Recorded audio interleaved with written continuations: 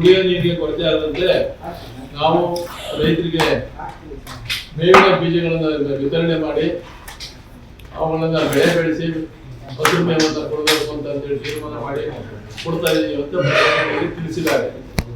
ಆದರೆ ಇದುವರೆಗೂ ಕೂಡ ಯಾವುದೇ ಕೆರೆ ಬೈಲಲ್ಲಾಗಲಿ ಯಾವುದೇ ಗೋಮಾಳ ಜಮೀನಲ್ಲಾಗಲಿ ಜಾನುವಾರುಗಳಿಗೋಸ್ಕರ ಮೇವನ್ನ ಬೆಳೆದಿಲ್ಲ. ಒಣಮೇವನ್ನು ಕೂಡ ಸರಿಯಾದ ರೀತಿಯಲ್ಲಿ ಸರಬರಾಜು ಮಾಡ್ತಾ ಇಲ್ಲ. ಇದರಿಂದ ಹಳ್ಳಿಯಲ್ಲಿರ್ತಕ್ಕಂಥ ಜಾನುವಾರುಗಳು ಮೇವಿಂದಲೇ ತುಂಬಾ ತೊಂದರೆಗೀಡಾಗಿದೆ. ಜೊತೆಗೆ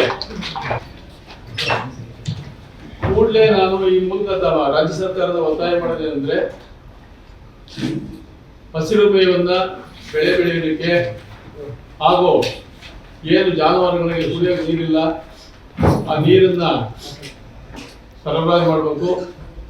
ಮೇವನ್ನ ಒಣಮೇವನ್ನಾಗಲಿ ಹಸಿರು ಮೇವನ್ನಾಗಲಿ ಜಾನುವಾರುಗಳಿಗೆ ಸರಬರಾಜು ಮಾಡಿ ಆದಷ್ಟು ಶೀಘ್ರದಲ್ಲಿ ಎಲ್ಲ ತಾಲೂಕು ಮಟ್ಟದಲ್ಲಿ ಗೋಶಾಲೆಗಳನ್ನ ತೆರೆದು ಅವಳ ಜೀವನ ಮಟ್ಟ ಸುಧಾರಿಸೋದಕ್ಕೆ ಅನುಕೂಲ ಮಾಡಿಕೊಡ್ಬೇಕು ಅಂತ ಹೇಳಿ ಈ ಮೂಲಕ ನಾನು ರಾಜ್ಯ ಸರ್ಕಾರವನ್ನ ಹಾಗೂ ಜಿಲ್ಲೆಯ ಪಶುವೈದ್ಯಾಧಿಕಾರಿಗಳನ್ನು ಸಹ ಒತ್ತಾಯ ಮಾಡ್ತೇನೆ.